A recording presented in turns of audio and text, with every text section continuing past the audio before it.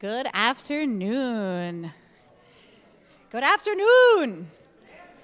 There we are. Welcome to Trinity United Methodist Church. You are in for a real treat, as you can probably see up here. We're blessed to have Becks Band with us as part of our Shirley Hazelton concert series.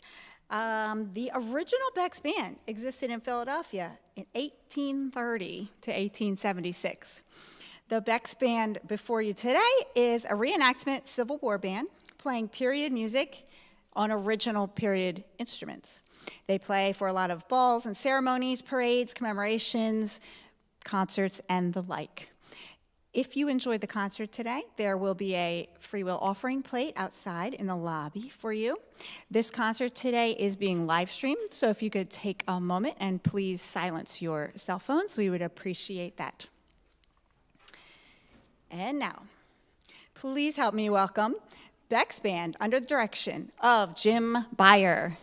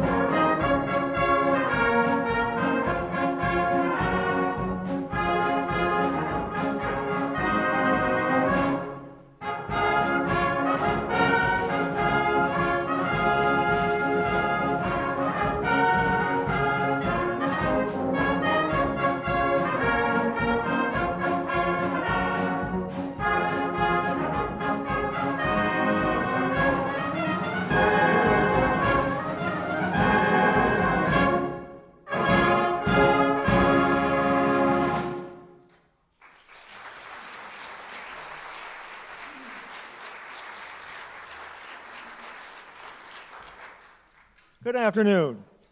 In 1830, 8 brothers by the name of Beck were serving in a Philadelphia volunteer fire department, and they started a band. In 1861, several Becks and other band members mustered into the Union Army and served in various command bands. A year later, such bands were disbanded because they were getting paid more than the fighters. That did not stop these men. They re-enlisted in 1863, and due to their association with the Fire Brigade, they joined the 72nd Pennsylvania 2nd Brigade, which was made up entirely of firemen, and they served in combat. Now, originally, the band was all woodwinds, and that you probably noticed that's not true anymore. Well, following the Civil War, the band played at many venues, including conventions, operas, and presidential inaugurations. The final Becks engagement occurred at the Philadelphia Centennial Celebration in 1876. In 1991, the band restarted, and it has been playing authentic period music ever since. Now, the opening song, Maggie by My Side, was written by the fella who was known as the father of American music, Stephen Foster.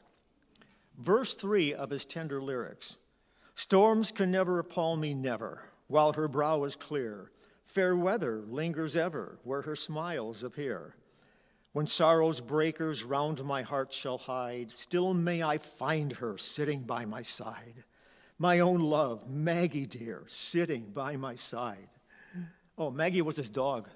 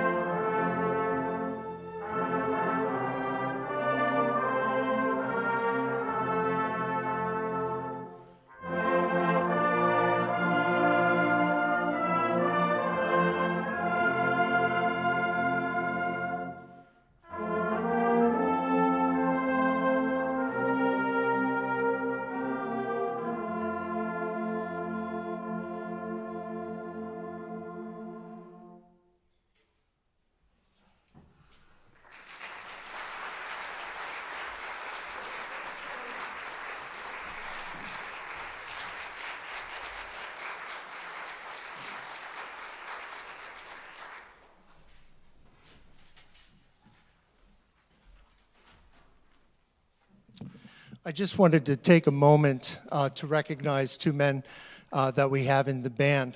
People often ask, where do you find all this music? And a lot of it was hand-scribbled that people have saved over the years, that we've been able to dig up over the years. But two of our members have done a lot of research to bring much more of the music of that era to us, both military and in civilian music. Where do they find it from? Again, they'll unearth manuscripts from, decades ago.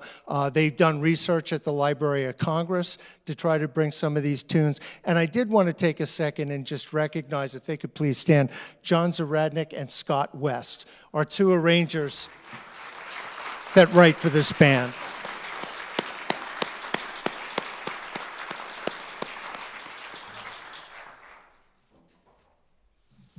Thank you. I forgot what was next. Okay. This is a medley, Marching Along and Glory Hallelujah.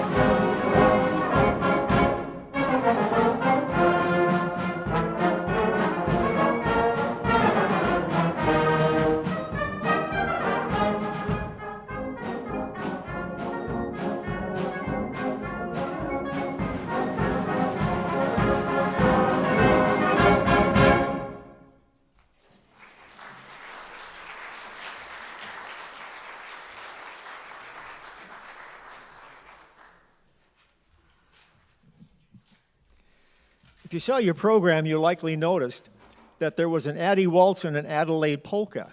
Well, Adelaide and Adeline were popular names back then, and both were often shortened to Addie.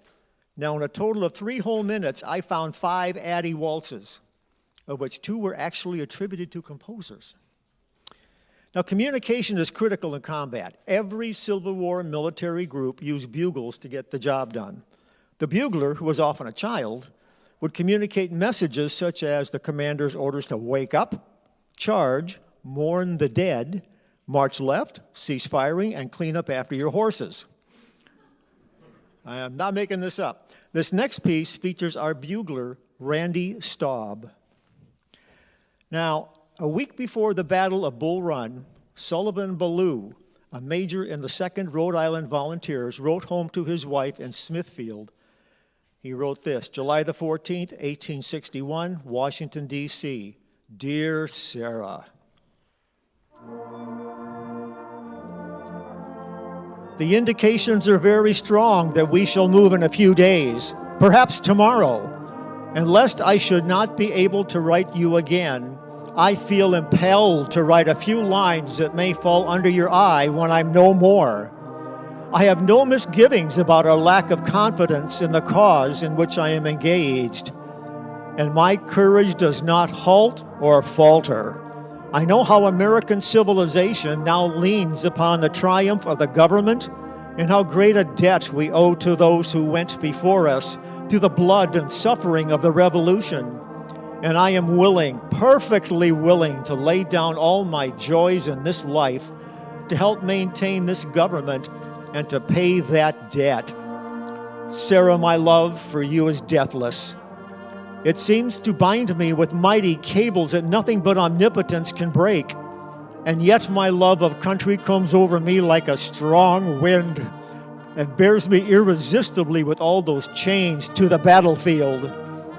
The memory of all the blissful moments I've enjoyed with you come crowding over me, and I feel most deeply grateful to God and you that I've enjoyed them for so long, and how hard it is for me to give them up and burn to ashes the hopes of future years when, God willing, we might still have lived and loved together and see our boys grown up to honorable manhood around us. If I do not return, my dear Sarah, never forget how much I loved you, nor that when my last breath escapes me on the battlefield, it will whisper your name. Forgive my many faults and the many pains I have caused you, how thoughtless, how foolish I have sometimes been. But oh, Sarah, if the dead come back to this earth and flit unseen around those they love, I shall always be with you in the brightest day and the darkest night, always, always. And when the soft breeze fans your cheek, it shall be my breath, or the cool air, your throbbing temple, it shall be my spirit passing by. Sarah, do not mourn me dead. Think I am gone and wait for me, for we shall meet again.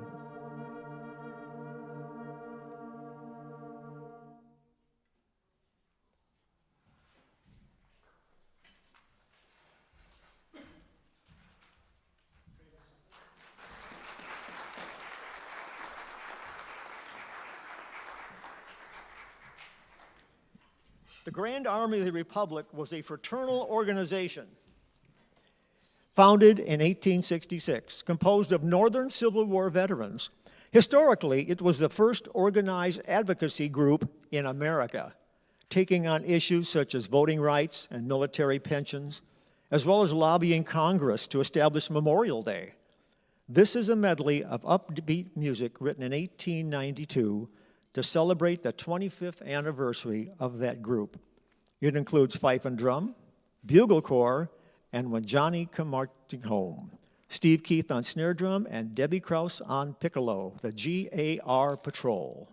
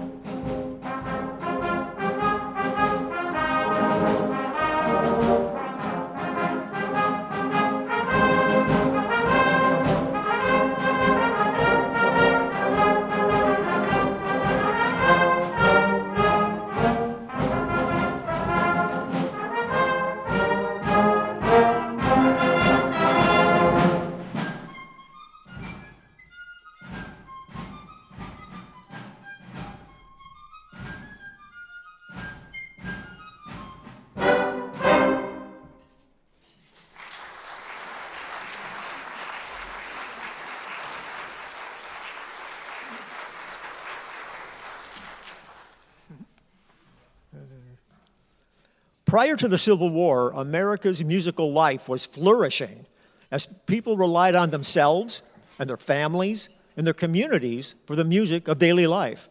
They could often hear fiddles and flutes and banjos and other easily made instruments in households across the economic spectrum. Some schools even began to teach the art of music. And with printing presses flourishing, music could easily be shared. These are two of the very popular songs from that era, The Spanish Fandango and Old Dog Tray.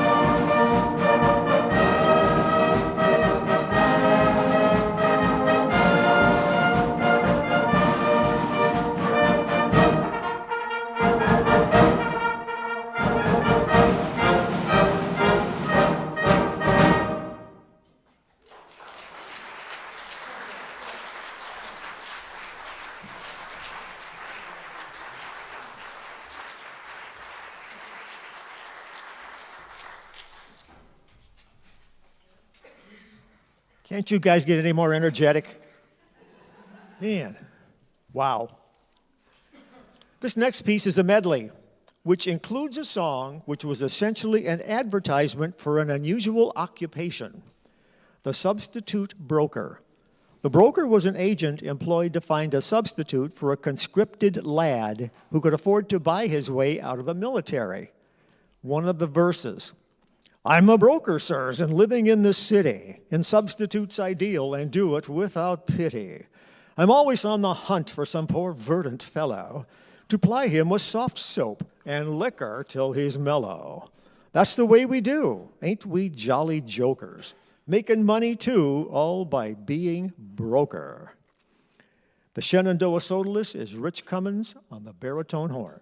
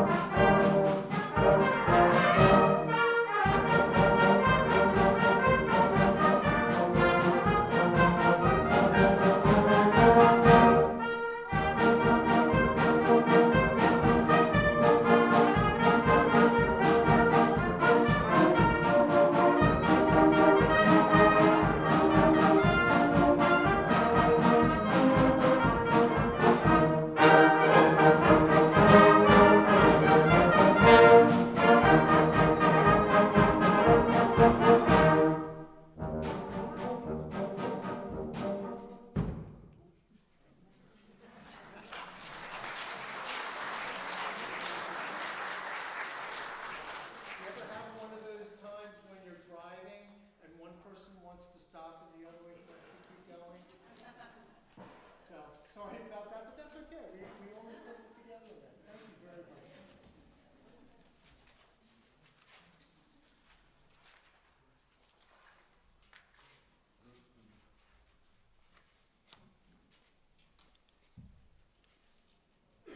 This medley is 2 patriotic songs, including... We're going to do Shenandoah. Oh, disregard that.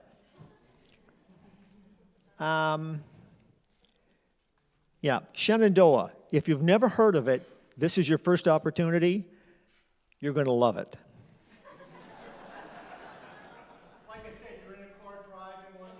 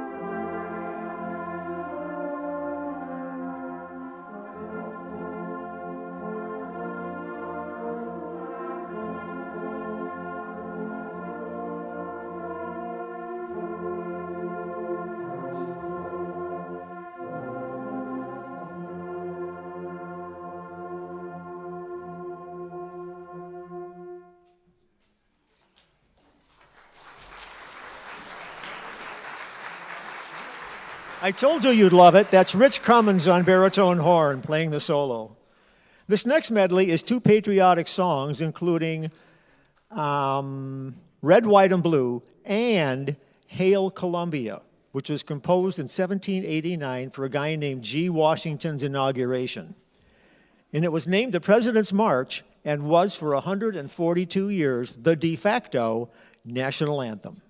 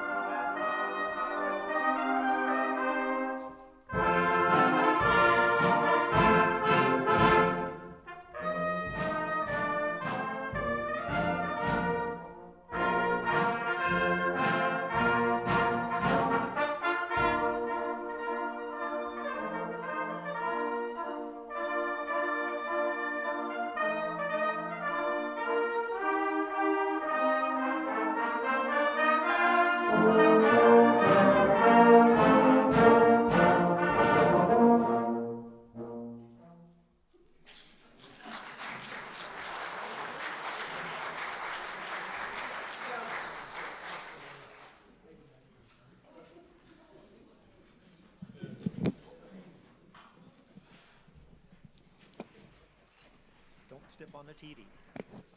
We thought we'd take a second or two to introduce what instruments are up here. Most of these are date back to the 1850s, 40s, and I'm going to let one member from each section talk to you about that if you have a few minutes to do that. So we'll start with Brian. Brian.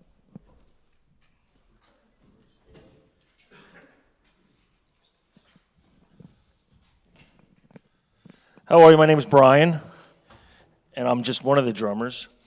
And this is a rope tension drum. You're probably used to seeing drums that have metal lugs that go up and down here.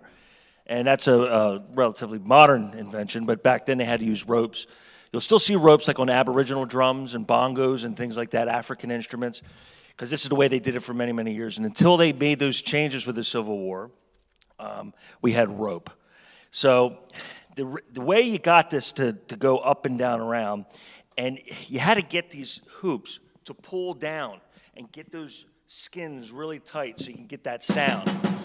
But ropes are not that cooperative. So if I loosen up on these ears here, you'll see the drum starts out like mud. Okay? So only with the technology with these ears and the way you zigzag it and you can draw these together, I hope you can see it, that's where you start to tighten it up.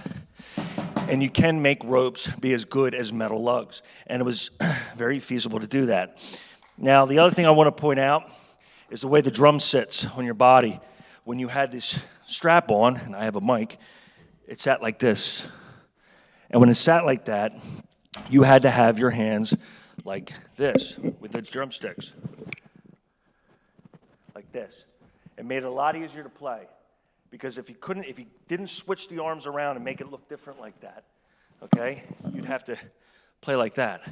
So that's why you see today the old traditional drummers, they still play like this. And that is all a callback from when the drums laid on your body on the side. So I want you to think of that when you see that. Today when drummers are classically trained, they're trained like this, and they're trained by tradition. It's all passed down. So you'll still see concert guys still playing like this. And it's just a throwback. It's leftover. And that's what they want to see. They want to see you play like that. But there's no reason to nowadays, unless you're playing with us. All right? So we'll give you Scott next. Thank you, sir. Shift around here. Many of you might recognize this as a tuba. It comes in several forms, the concert form, such as this, possibly the sousaphone style that I carried around at Clearview about 100 years ago. They're all different shapes, but basically the same type instrument. This one, however, is not a tuba per se. It is a E-flat bass sax horn. Now, sax, S-A-X, brings to mind that woodwind thing that's played not in brass bands, but it's part of it was an invention of an Adolf Sax late in his life. Before that, he was a designer and builder of brass instruments. And his thought was that if you could build an entire consort of brass instruments from the lowest to the highest, and you build them all to the same standard, that when they were played together in a band, then they would sound very nice together, and you wouldn't have to fight all the intonation issues that we fight today.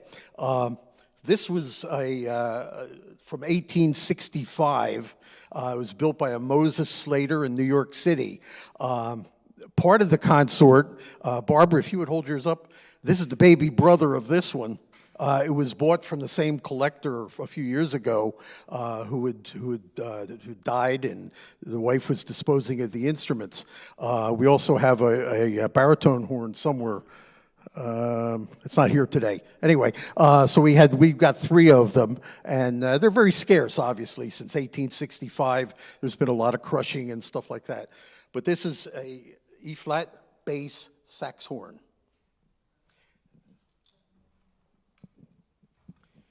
All right, well, I'm speaking for the baritone section here.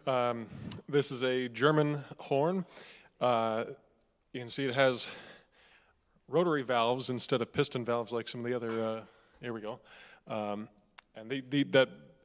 that's part of what makes this, that's part of how you can tell that this horn is a little bit older. Additionally, there's no water key to let out the condensation. It is condensation. It's not the other stuff that you might think.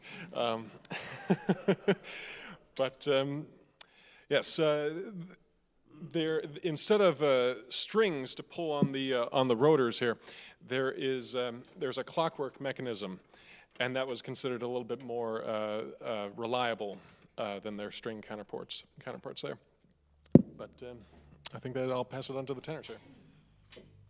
Hello, my name's Mary, and this is a tenor horn, and what Nate had was a tenor horn. His is the rotary valves, and mine's the piston valves, and they will be explained later. I don't want to steal their thunder. This is a conical bore. It's the way it was shaped and designed, and it gives a more mellow sound, and it gives a nice rich tone in the low brass section, and it's not typically the melodic line, but behind every good melody, sorry, trumpets, cornets, is a nice low brass backbeat type of thing, and that's pretty much what we do, is more rhythmic stuff, but occasionally we do get it. So keep that in mind. Behind every good melody is a nice low backbeat. But yeah, occasionally we'll get the melody out as well. Who is, oh.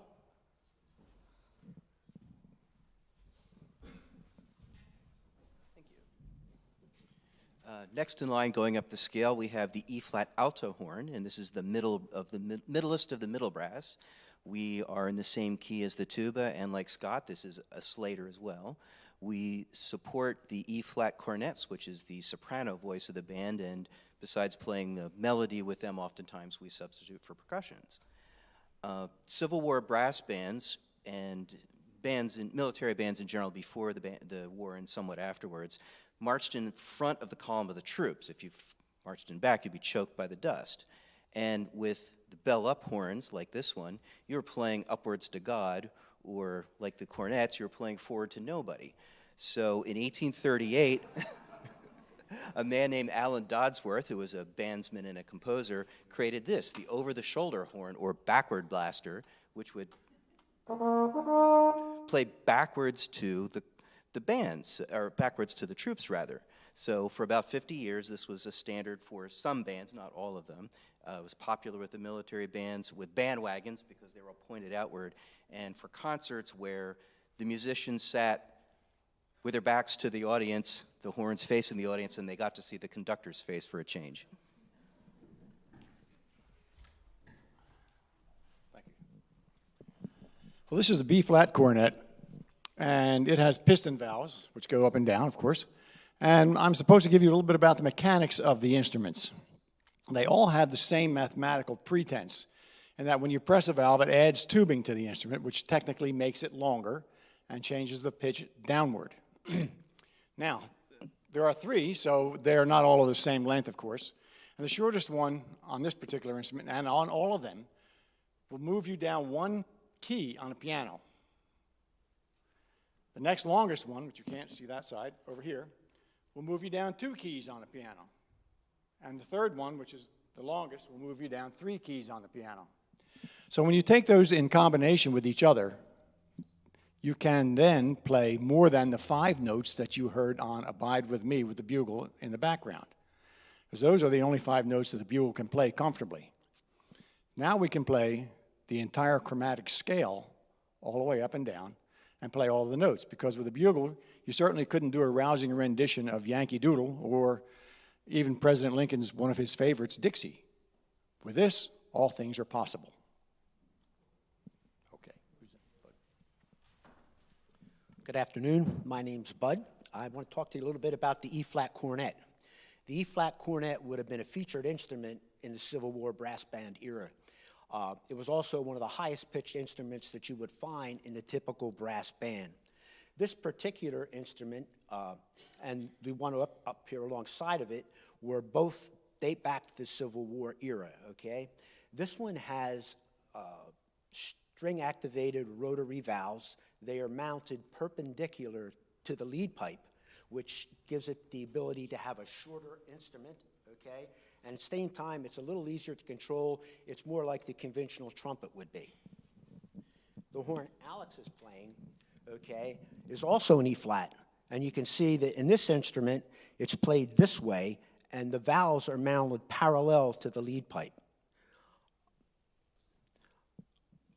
So the E flat was very popular at the time of the Civil War, but it has steadily declined in popularity since then, and today it's hardly used in any of our bands and orchestras. I'm Debbie, and I'm the piccolo player, and it was a maligned instrument by some of the members of this group because it isn't brass. Brass instruments haven't changed that much over the centuries. Once the invention of the valves, they pretty much stayed the same. But the piccolo and its great-great-great-grandfather or grandmother had no keys at all. And that was the instrument that we think of when we think of Yankee Doodle. There were piccolos during this time period, however, they played horribly out of tune. We tried adding a period piccolo, an authentic, I think it was 1870s, and everybody was holding their hands over their ears. So even some of the authorities on Civil War music said, no, play a conventional piccolo. So this is a modern piccolo. The only thing that's different is now it has keys instead of just openings in the holes. Every woodwind has 6 finger holes. So with the advent of keys, you could, like Randy was explaining with the valves, you could play complete chromatic scales. And just as an aside, if I was really in this group during that time period, I would talk like this probably, and I would tell you my name is George. Next. Okay.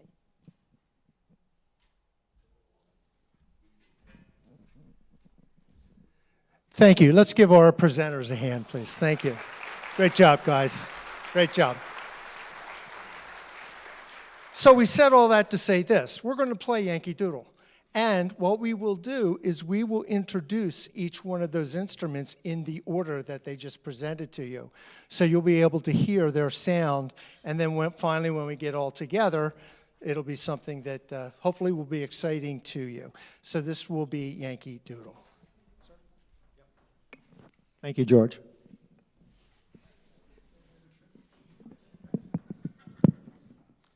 All right. Now, I'm sure most of you studied Yankee Doodle in college. But just in case, so I know you're familiar with history, but the tune had likely been around since the 16th century with many lyrical variations. The doodle lyrics were written around 1750 to mock a British subgroup that dressed and acted like doodles, or idiots. During the Revolution, the British Army sang it loudly to mock their opponents. However, when the tables turned, our doodles took over the song and blasted it back at them verbatim, returning the insult.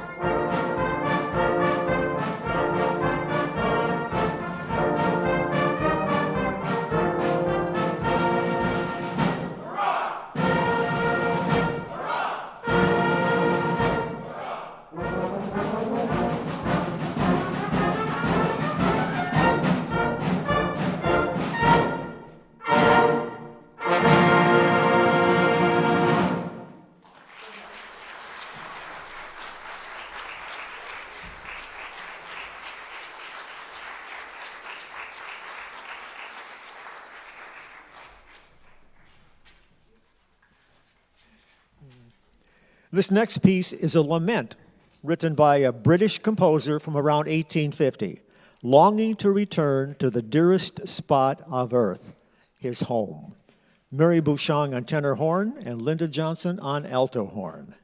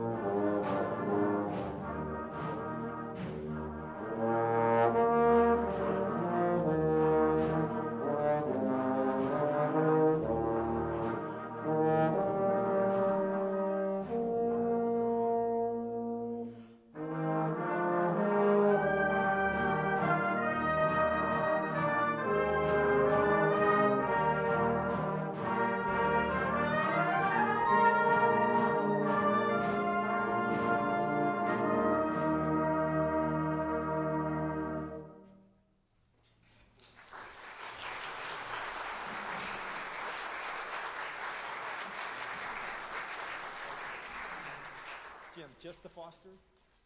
Just the Foster. Both of them? Just the Foster? Okay.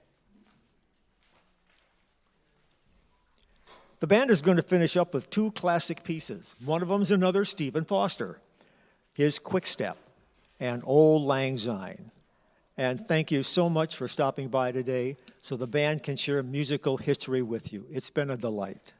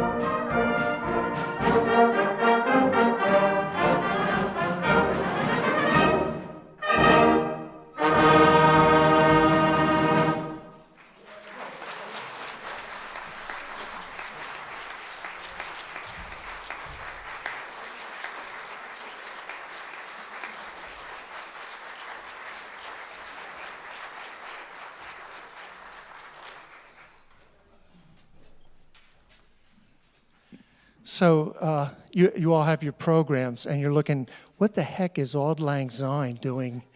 It's New Year's. We're not even close. Well, let me tell you how this ties in with the Civil War.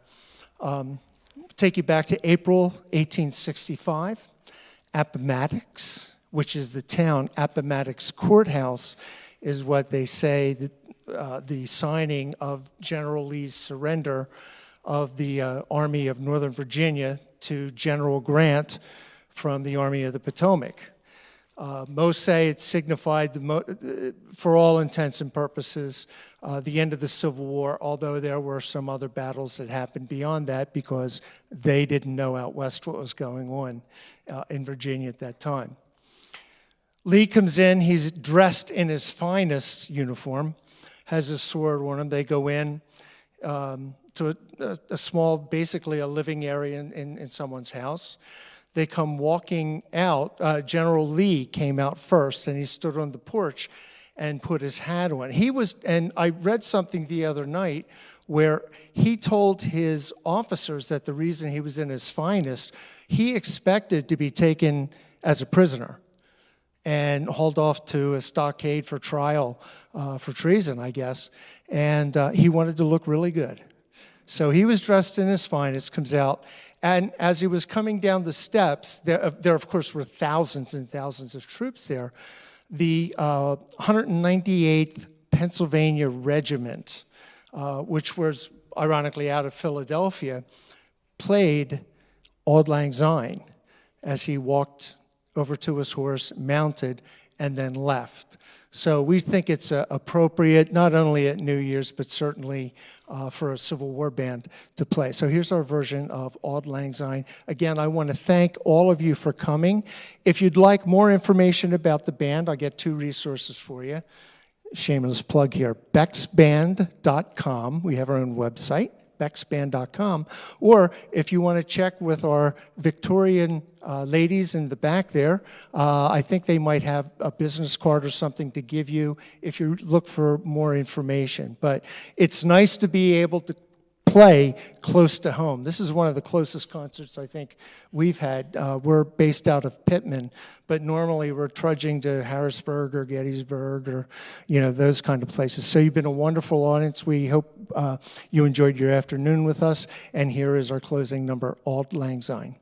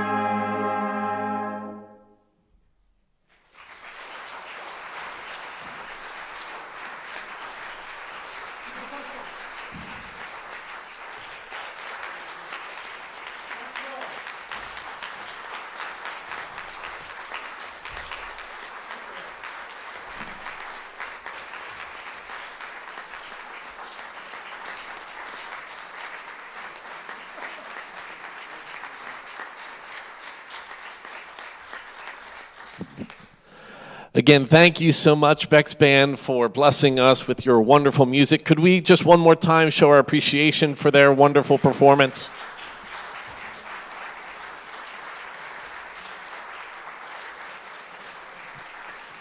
On behalf of the pastors, the staff, and the congregation of Trinity United Methodist Church, just wanted to share our appreciation for all of you coming tonight. And again, thank you for your generosity on your way out that enables us to provide a concert series such as this, to provide wonderful music throughout the greater South Jersey area. May you go with grace and peace. God bless you. Have a great night.